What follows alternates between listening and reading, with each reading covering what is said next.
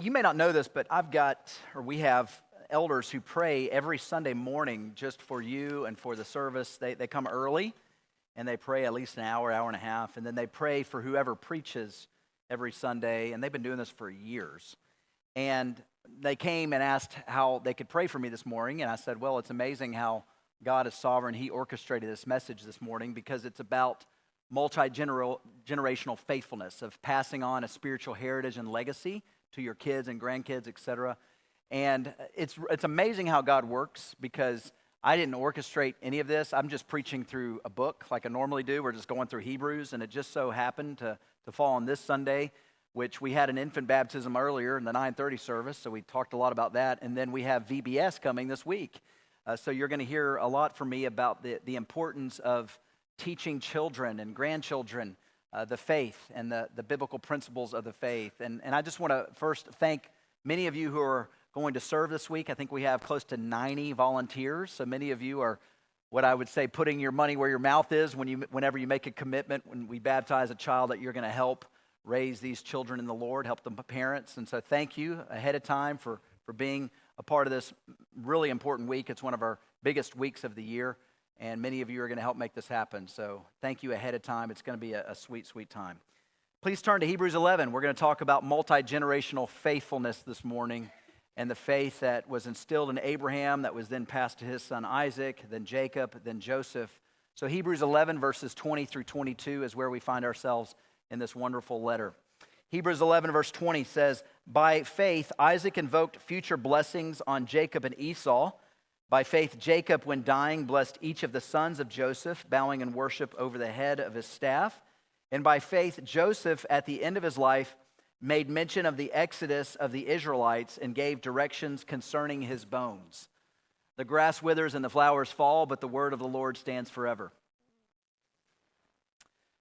For those of you that like American history, you go back to the early years of the Pilgrims and the Puritans, and there was a man who was the leader of this group. His name was William Bradford, and when he got here to the colonies, he wrote in a journal, and it's now called of Plymouth Plantation. It's a journal that anybody can read, and as he was processing just the journey that they went on from Holland all the way to this new land of the Americas, he wrote these words in reflection as he was in New York. He said, "We cherish a great hope and an inward zeal of laying good foundations for the advance of the gospel of the kingdom of Christ and to the remote parts of the earth, even if we should be but stepping stones to others in the performance of so great a work."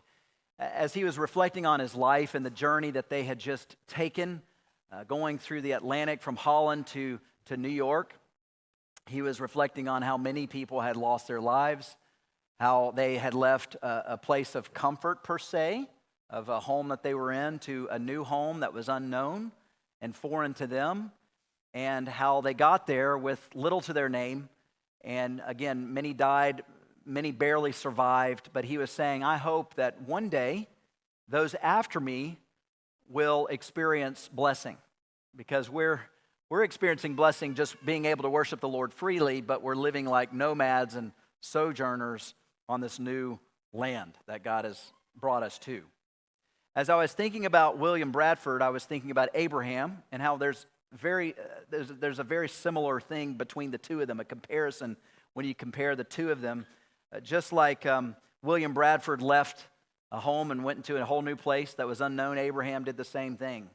And God had promised Abraham that not only would he be given this new land that they would settle, but he would also have a descendant, and then descendants after that son, and then descendants after those grandsons, and it would just continue on, this generation of faithfulness, a legacy that would be instilled in Abraham and then passed on to generations to come.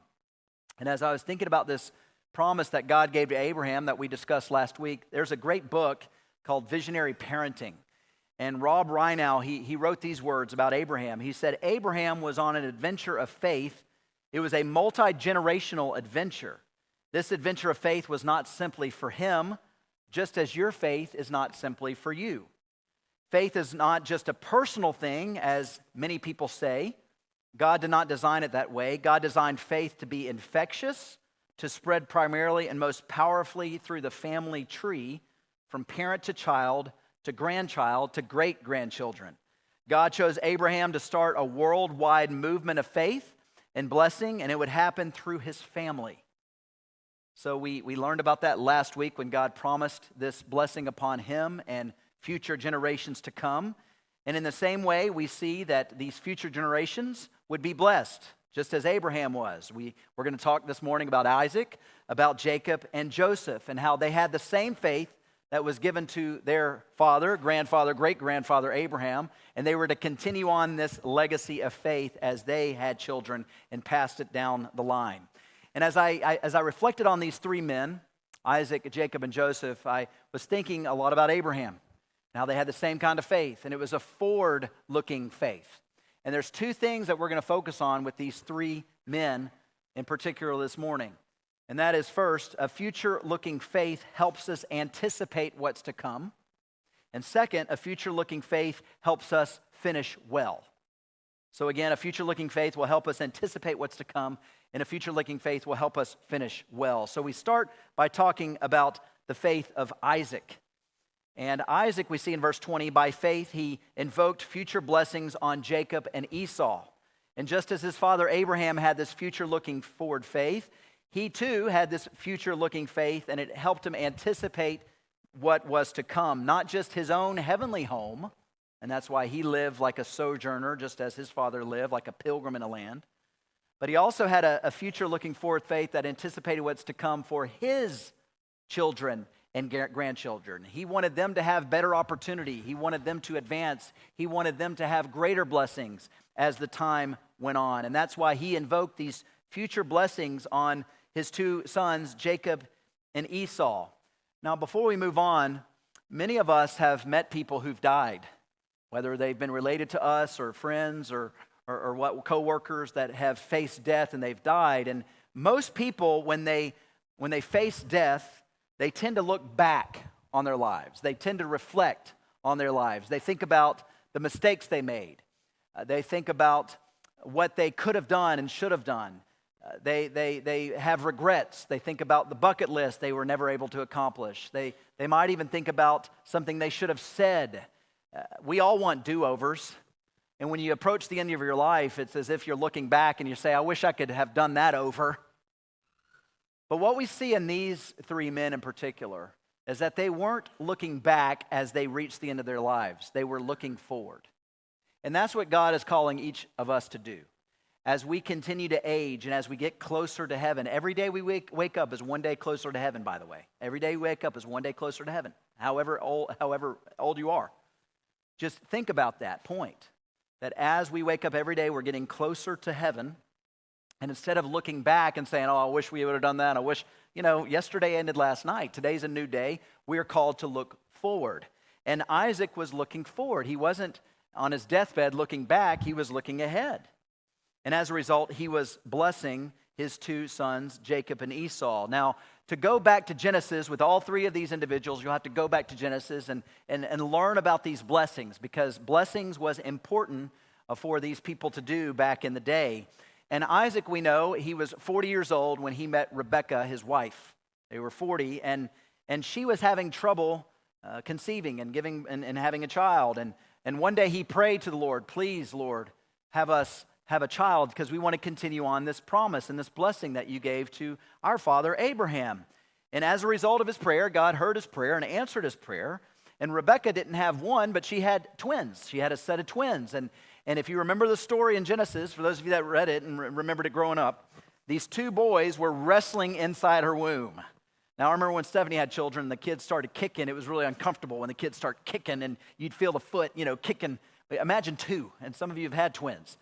Two kids just kicking, and they're wrestling and jostling and struggling with one another. And she's asking the question while these boys are fighting each other in her womb. She's saying, why is this happening? And then we see in Genesis 25, the Lord came to her, and he said, 2 nations are in your womb, and 2 peoples from within you shall be divided. The one shall be stronger than the other. The older shall serve the younger. So right here, before these boys were even born, there was a prophecy from God saying, one day the younger will be greater than the older. That was rare in these days. Normally, the oldest son would receive the birthright or the blessing. But in this case, God had other plans, and he said, the younger will be greater than the older. So they knew this before the boys were even born. And I would imagine Rebekah told her husband Isaac this information, because that's important information. Hey, honey, I just heard from the Lord, and, Jacob is actually going to be greater than Esau. But when these boys were born, Isaac, the father, he seemed to ignore this prophecy, didn't he? And he was slow to give the blessing to the younger son because he was fonder of the older son. He kind of favoritized the older son. He liked Esau more than he did Jacob, and he wanted to give the blessing to the older son and not the younger one. But instead of reasoning with her husband, Rebekah decided to trick her husband. And again, you may have learned the story years ago, but Esau was a man of the field. He was a hunter and gatherer. He was very hairy guy. Probably had a hairy back, just very hairy, and his arms everywhere. And he was out hunting, and he smelled like the outside air. And you all in the summertime have kids that play outside, and they come in and you're saying, go take a shower. That's how Esau smelled all the time. But his dad grew fond of that because he said, my son's a man's man. He's out there hunting and gathering, and he's hairy, and I like him. Well, as the father grew older, he began to lose his eyesight, and he was nearly blind. And this is right as he's approaching death. He wants to bless his sons. And again, he's going to bless his older son. That was his plan. It wasn't God's plan, and he knew that, but he didn't care. He was going to bless his older son. And so Rebekah ended up dressing up Jacob, just as put on basically some clothes that Esau would wear, put on this animal skin with hair on the arms, and even had him smell like the outside air. And he went in before Esau, Jacob did, to be blessed by his aging blind father. And Jacob comes in the room, and Isaac asks, are you my son? And Jacob speaks, and he says, that doesn't sound like the voice of Esau, so come closer. And then he feels the arms of Jacob and says, well, you feel like you're very hairy like Esau. And then he says, oh, you even smell like the hunter that I know of Esau. And so let me go ahead and bless you, son. And of course, it wasn't Esau, it was Jacob. And we know in Genesis 27, the blessing that Isaac gave to Jacob. It said, he came near and kissed him, and Isaac smelled the smell of his garments and blessed him and said, see, the smell of my son is as the smell of a field that the Lord has blessed. May God give you of the dew of heavens and of the fatness of the earth and plenty of grain and wine. Let people serve you and nations bow down to you. Be Lord over your brothers, and may your mother's sons bow down to you. Cursed be everyone who curses you, and blessed be everyone who blesses you. So what's he saying here? The father is blessing the younger son Jacob without knowing it, and he's saying, may God bless you, and may others serve you, and you'll be greater than your brother and all of his people after you. So Jacob receives a blessing. Isaac didn't realize this. Jacob leaves. Then in walks Esau. He's expecting to be blessed by his father. And he says, Dad, I'm here. And the dad says, Esau, I just blessed you, man. And the son says, no, Dad, that wasn't me. And of course, Isaac's probably horrified at this moment. Oh, shoot, I just blessed the wrong son. And so Esau says, well, bless me, Dad. And so Isaac blesses Esau, but it's not the same blessing. Genesis 27:39. Then Isaac, his father, answered him and said, behold, away from the fatness of the earth shall your dwelling be, and away from the dew of heaven on high. By your sword you shall live, and you shall serve your brother. But when you grow restless, you shall break his yoke from your neck. So he does bless both of them, just as Hebrews 11 told us that Isaac blessed both sons. But this blessing was not as good as the first blessing. He did say you'll be blessed. You know, God will provide for you. But you're still going to serve your younger brother now. And of course, Esau is extremely upset. He's disappointed, and he wants to go and kill his brother because he's so angry. And as this happens, Isaac and Rebekah, they understood that their son was going to take revenge on his younger brother by killing him. And they said, Jacob, leave. Get out of here. Go to your uncle's house, your mom's brother's house, Laban. Genesis 28, and when he left, Isaac gives yet another blessing to Jacob, saying, God Almighty bless you and make you fruitful and multiply you, that you may become a company of peoples. May he give the blessing of Abraham to you and to your offspring with you that you may take possession of the land of your sojournings that God gave to Abraham. Notice he says here, before he sends off his son that he just blessed, he blesses him again, and Isaac says, may he give the blessing of Abraham to you and your offspring and take the land of Abraham as your own.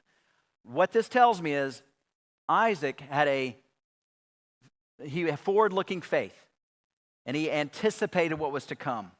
He anticipated that his son Jacob would be safe in Laban's house, and he anticipated that one day his son would return to the land, essentially, and he would be blessed, just as his father was blessed.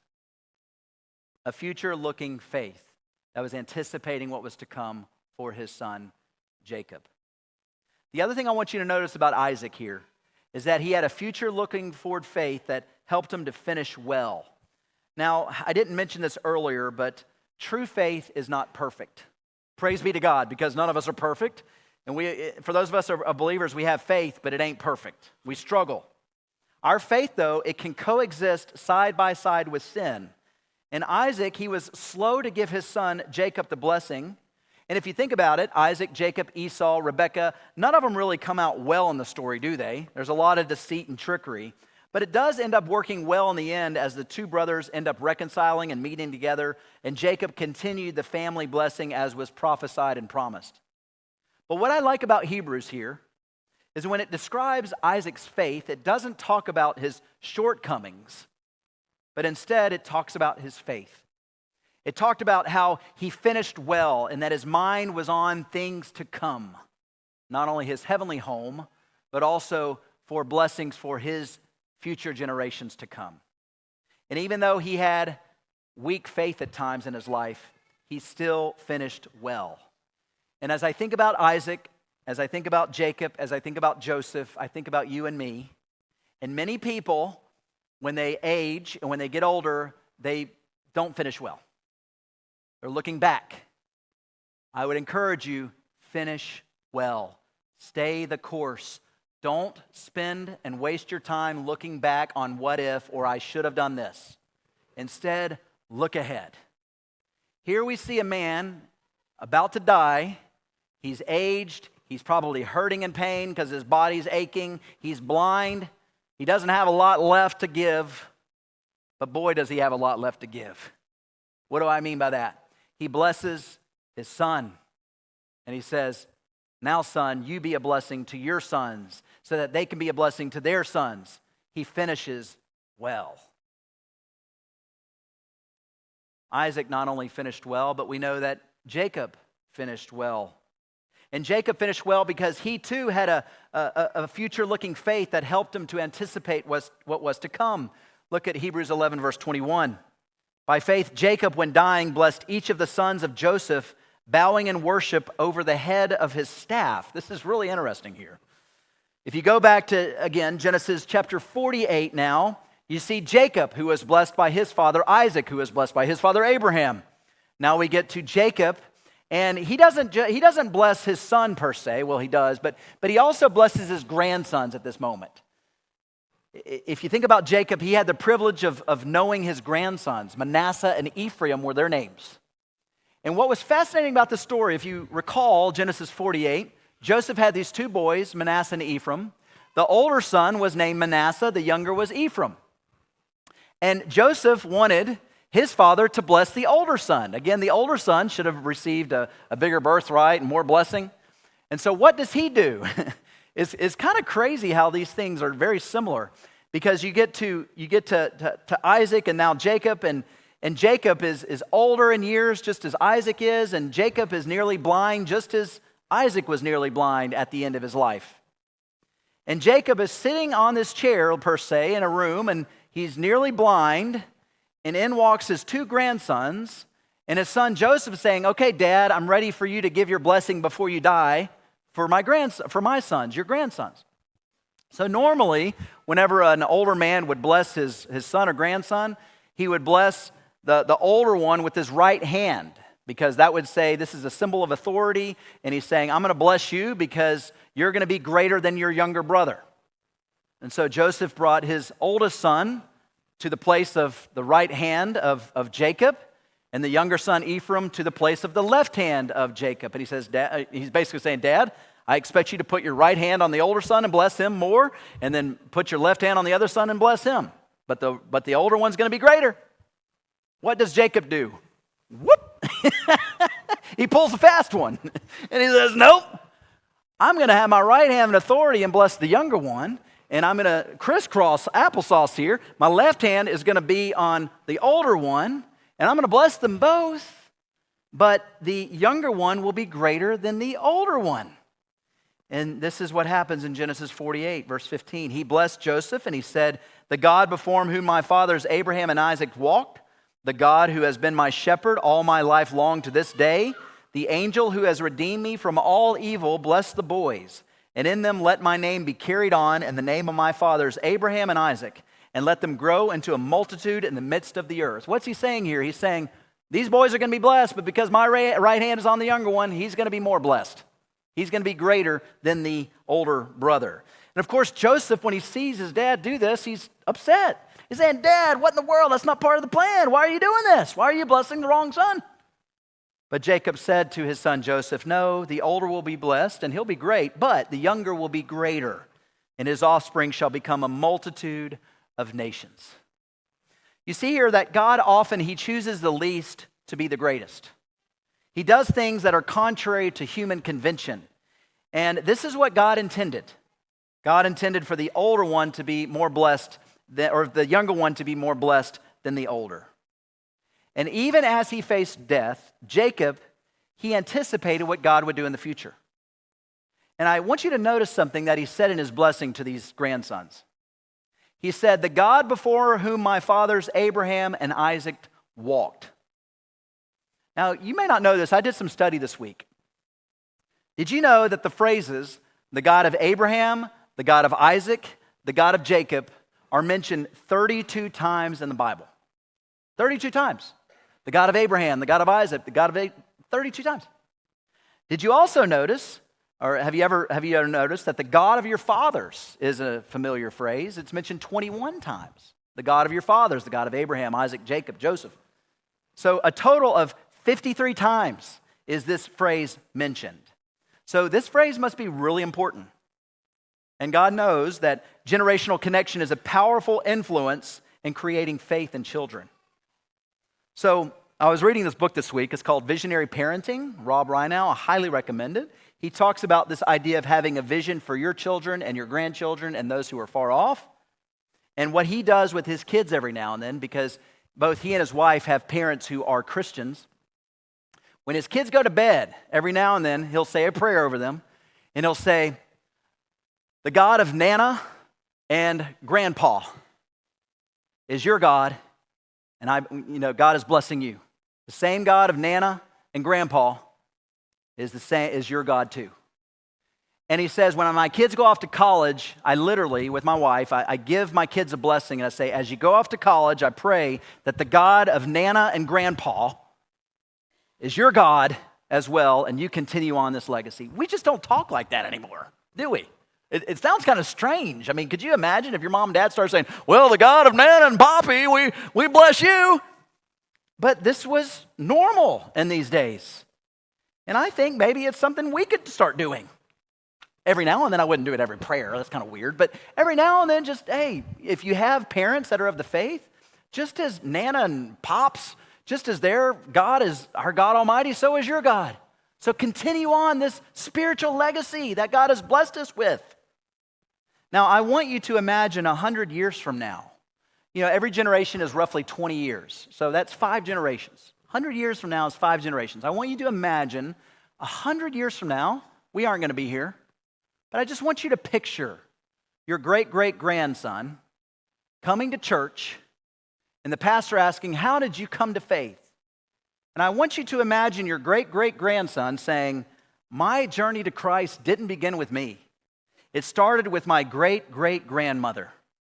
She was the first to commit her life to Christ, and then she raised my great-grandmother, who then raised my great-grandfather, who then raised my grandfather and my father, and now this father has raised me. This is a multi-generational faithfulness at its best. So here's the thing I want you to really think about. I want to challenge you a little bit this morning. Instead of waking up tomorrow, looking at your calendar, planning your food for the day, planning your meals, looking at your budget, planning on what you're doing at work, planning on mowing your grass. I mean, these are things that we all do that are kind of ordinary and mundane. Instead of just thinking about those things and getting caught up into those things every day, I want you to ask yourself, what would it look like for my family 100 years from now? What would that look like? And what can I do today to help instill this faith in future generations? How can I start praying for 5 generations from now? Not just my kids and their spouse, and not just my grandkids, but what about 5 generations from now? I mean, that's a much bigger vision and picture than mowing your grass, right? And that's the vision that these men had at the very end of their lives. They had a forward-looking faith that anticipated what was to come for their future generations.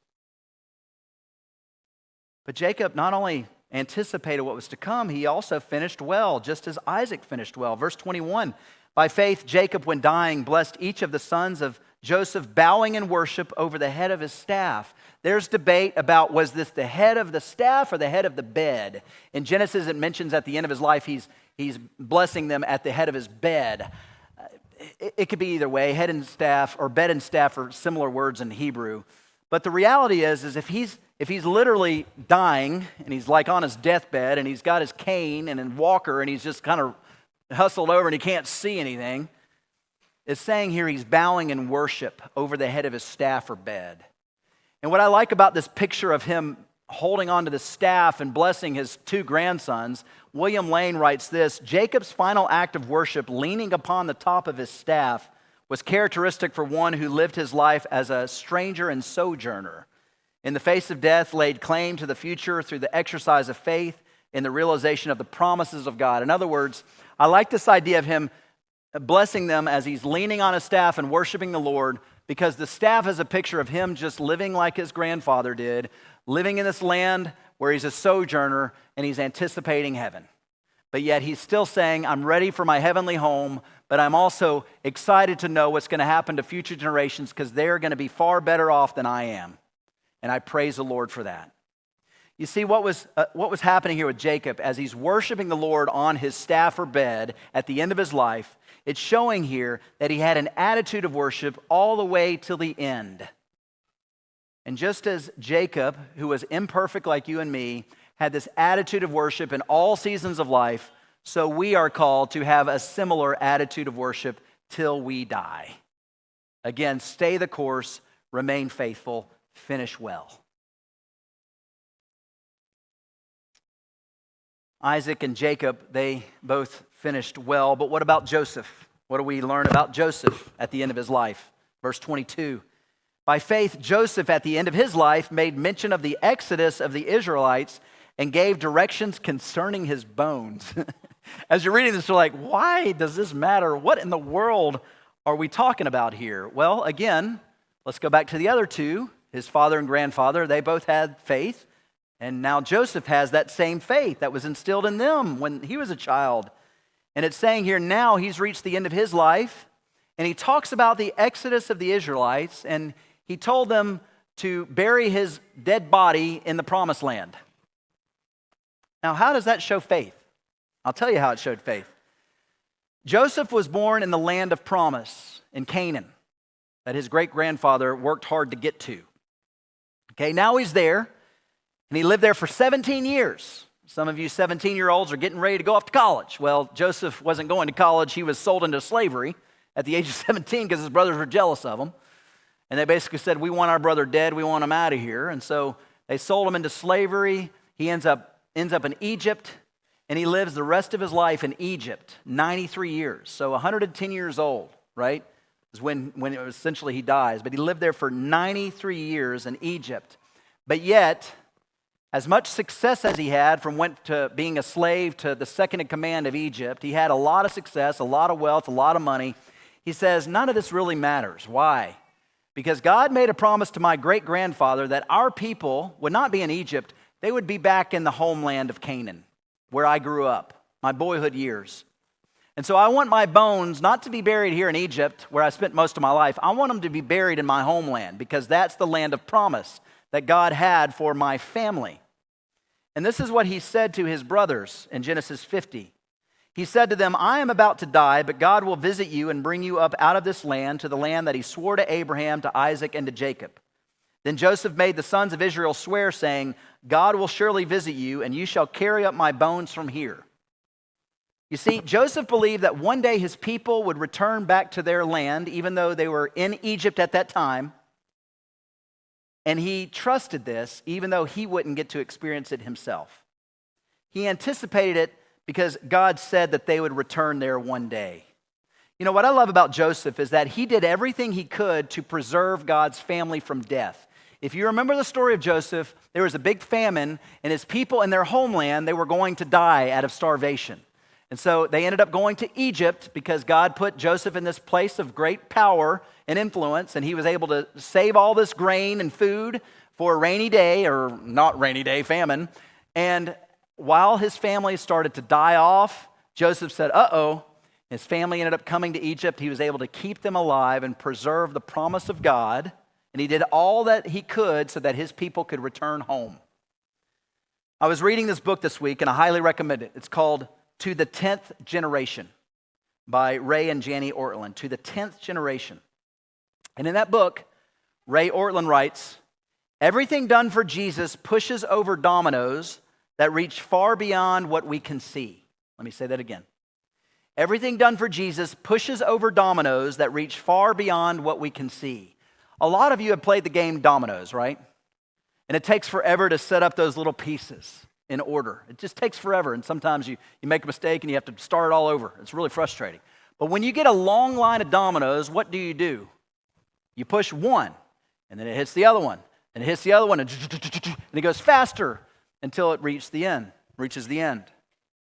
What I like about this quote is, I want you to think about your life. Your job, just as Joseph's was, is to push the domino in front of you. Then their job is to push the next domino, and their job is to push the next one, and the next one, and the next one, and the next one, until you have greater impact. And all of a sudden, you see it going faster and multiplying. That's the vision that God has for each one of us as Christians. We are called to raise our children in the Lord. Now, God is the one to change hearts, so we hope he does. But as he does, then they are called to raise their children in the Lord. Then they are called to raise their children, domino effect. And that's what Joseph did. And we know that he had this hope that one day his people would return back to their land and they would see even more multiplication of believers in the Lord. And it took 400 years. Joseph had no idea it was going to take that long. 400 years later, God would have his people leave Egypt when they were enslaved, and they would journey through those arduous long years in the wilderness, and they would make it back to the promised land of Canaan. And Joshua, the conqueror, he leads the people into the promised land. And what does it say that Joshua does in Joshua chapter 24, the end of the book? As for the bones of Joseph, which the people of Israel brought up from Egypt, they buried them at Shechem in the piece of land that Jacob bought from the sons of Hamor, the father of Shechem, for 100 pieces of money. It became an inheritance of the descendants of Joseph. So what happens? 400 years before, Joseph said, hey, can you bury my dead body and my bones in the promised land? We know that Moses in Exodus 13, he took those bones of Joseph with him on the journey. And we know that in Joshua 24, Joshua completed the job by burying Joseph's body and bones in the land of Canaan. A promise fulfilled. Why does all this matter to you and me? Well, again, in this book, To the 10th Generation, Ray and Janie Ortlund, they mentioned that they started praying not just for their kids and their kids' spouses, but they prayed for their future grandkids. And then they started praying for the great-grandchildren. And then they said, we're actually now praying to the 10th generation. You know what 10 generations adds up to? 200 years. So Ray and Janie Ortlund are praying literally for 200 years from now. That's wild. But why are they doing that? They said, well, just as we have the same God that our father Abraham and Isaac and Jacob and Joseph had, so we want to continue on that spiritual legacy. And you know what they did? They started doing some number crunching. And they said, well, we have been married for 50 years, and we have 4 children who are all believers by God's grace. And now they have 4 spouses that are all believers. That's 10 people right now in 2 generations that are believers. Praise the Lord. And they said, and now our 4 children have 15 total children, which gives us 15 grandkids. In 3 generations, if all of these grandkids come to faith, which we hope they do, they may not, but we hope they do, that's 25 new believers or believers in 3 generations. They said they ended up doing some math, just like compound interest, and you financial planners and accountants will appreciate this. They said, we did some math, and we learned about compound interest, and we said, if all of our children and grandchildren get married to believers and they have children, it'll come up to, in about 200 years, 55,000 people. Now, again, not all the 55,000 are going to be believers. Not all the spouses will be believers. Not all the kids will be believers. But even cut that in half. That's a lot of people. That's a lot of people that just 2 people influenced for generations to come. So again, please start thinking this way. If you're not, especially as you're getting older, start thinking this way. Instead of thinking, I need to have my lawn kept nicely, I need to have this meal planned out this week, all those things are important. I need to clean my bathroom. How about, I need to pray for 10 generations from now. I need to see what God can do. That's big. That's a big picture. And that's the picture that God has given Abraham, Isaac, Jacob, and Joseph, and he's given us today. The same could be said for you as it was for them. You know, Joseph had this forward-looking faith that was anticipating what was to come, but he also finished well. Again, in Egypt, he experienced a lot of success, a lot of power. He had a lot of money. He could have easily said, I don't want my family to go back to that podunk city, or wherever it was in Canaan. I want them here in Egypt because they're experiencing success. They've got a lot of money here. We're good here. But Joseph didn't let any of that get to his head. Instead, he said, we don't need a land here in Egypt. We need to go back to where God wanted us. And he essentially lived like a pilgrim in a foreign land. But he finished well too. So all these men, they live like pilgrims in this world. And in this way, their faith demonstrated that their citizenship was in heaven, not in this world. But they also had strong faith as they had a concern to pass on a spiritual inheritance to their children and grandchildren and great-grandchildren and great-great-grandchildren, and then goes on and on and on. As you leave here today, some of you may not have children. Some of you may be single. And you might think, this doesn't relate to me. I would challenge you to think, yeah, it does. And here's how. This week we have about 160 kids that are coming to this church at VBS. We are called Christ Covenant for a reason.